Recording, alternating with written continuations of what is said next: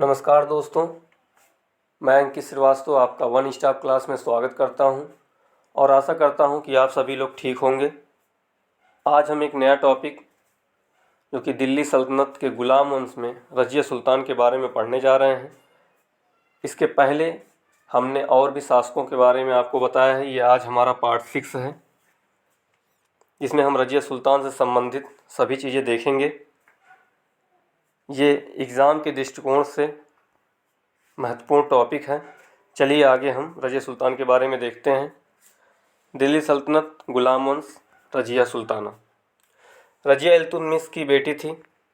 इल्तुतमिश ने अपने शासनकाल में ही इसको उत्तराधिकारी घोषित कर दिया था, क्योंकि वो जानता था जो उसका बेटा था रुकनुद्दीन वो काफ़ी निकम्मा है। इसीलिए इल्तुतमिश ने अपने योग्य पुत्री रज़िया को दिल्ली सल्तनत का सुल्तान घोषित कर दिया था। लेकिन ये चीज़ अमीर तुर्कों को पसंद नहीं आई। वो ये नहीं चाहते थे कि उनके ऊपर कोई एक महिला शासिका बने और उसका हुक्म इन्हें मानना पड़े। इसलिए अमीर तुर्कों ने रुकनुद्दीन को शासक बना दिया। फिर उसके बाद रज़िया जुम्मा यानी शुक्रवार के दिन नमाज के दौरान लाल वस्त्र पहन के जनता से सहायता मांगती है और जनता ने रज़िया को सुल्तान बना दिया। ये पहली बार ऐसा हुआ था कि जनता ने अपने लिए किसी शासक को चुना था और ये भारतीय इतिहास की प्रथम महिला मुस्लिम शासिका बनती है। ये प्रश्न काफ़ी बार पेपरों में पूछा गया है। और जब ये शासिका बनती है तो सबसे पहले इसने पर्दा प्रथा को त्याग दिया। अब वो शासक बन रही है तो पर्दे में तो आएगी नहीं।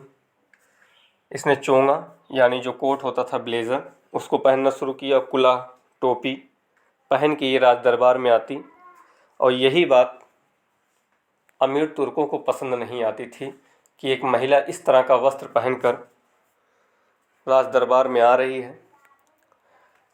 इसने कई लोग को महत्वपूर्ण पद दिए, जैसे यादगीन को आमिर हाजिब। आमिर हाजिब का मतलब कि रज़िया से अगर किसी व्यक्ति को मिलना होता था तो पहले वो यादगीन से मिलता, यादगीन उसे रज़िया तक ले जाता। बलबन को इसने आमिर शिकार की उपाधि दी, पद दिया सॉरी। जलालुद्दीन याकूत को आमिर आखूर, जो अस्तबल का प्रमुख होता था, उसे आमिर आखूर कहा जाता था।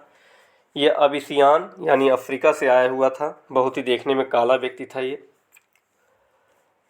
और याकूत का नाम रज़िया से जोड़ दिया जाता है। लोग ये कहते हैं कि रज़िया और याकूत के बीच में कुछ है, बदनाम करने के लिए। रज़िया ने भटिंडा यानी तबरहिंद उस समय कहा जाता था, वहाँ के गवर्नर अल्तूनिया को वहाँ का इक़्तिदार नियुक्त किया था।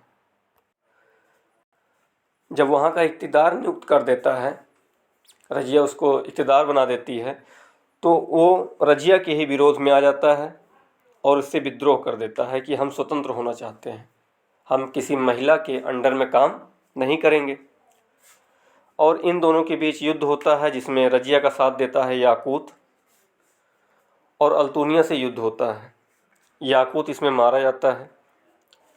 अब रज़िया क्या करे, क्योंकि जिस समय रज़िया अल्तूनिया से युद्ध में व्यस्त थी, उस समय दिल्ली के जो अमीर तुर्क थे उन्होंने बहराम शाह को दिल्ली का सुल्तान बना दिया था, शासक बना दिया था। अब वो वापस आती फिर भी हारती, वो वहाँ रहती तभी फिर भी हारती। इसी ने रज़िया ने अल्तूनिया से विवाह कर लिया और अल्तूनिया से कहा कि हम दोनों मिल के अब दिल्ली का शासन चलाएंगे। उसके बाद आपको हमने बता दिया है कि जब अल्तूनिया से युद्ध में व्यस्त थी तो अमीर तुर्कों ने गद्दी पर बहराम शाह को बैठा दिया था। अब जब वहाँ से रज़िया और अल्तूनिया निकलते हैं दिल्ली के लिए, तो कैथल नामक स्थान जो कि हरियाणा में पड़ता है, कैथल नामक स्थान पर डाकुओं द्वारा मार दिया गया दोनों को। मिनहाज लिखते हैं कि रज़िया के अंदर एक शासक बनने के सारे गुण थे, बस एक कमी थी कि वो एक लड़की थी। इसके बाद और भी शासक बनते हैं, जैसे बहराम शाह 1240 से 1242 तक, अलाउद्दीन मसूद शाह 1242 से 1246, उसके बाद नसरुद्दीन बनता है 1246 से 1266। नसरुद्दीन बस नाम मात्र का रहता है, पूरी शक्ति तो बलबन के हाथ में रहती है। नसरुद्दीन एक ऐसा व्यक्ति था जो टोपी सिलकर जीवन यापन करता था और कुरान का प्रतिलिपि लिखा करता था। हमने रजिया से संबंधित सारे चीज़ें आपको बता दी हैं। अब इसके बाद हम एक बहुत ही महत्वपूर्ण टॉपिक पढ़ेंगे बलबन के बारे में। अभी तक अगर आपने हमारा चैनल सब्सक्राइब नहीं किया है तो इसको सब्सक्राइब करें और लोगों के पास शेयर करें, जो कि लोग इसका फ़ायदा उठा सकें। रजिया से जितने भी संबंधित प्रश्न आज तक 30 वर्षों के प्रश्न पत्रों में जितना भी आज तक प्रश्न बना हुआ है वो सभी चीज़ें इसमें समाहित हैं,